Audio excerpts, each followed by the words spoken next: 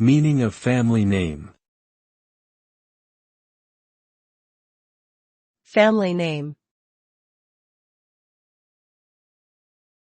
Family name. Family name. Family name. A family name, also known as a surname, is a name that identifies a person's family.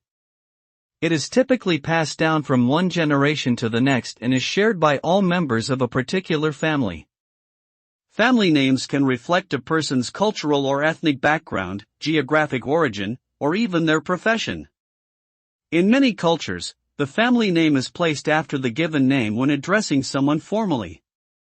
Understanding the meaning and significance of family names can provide insight into a person's heritage and identity.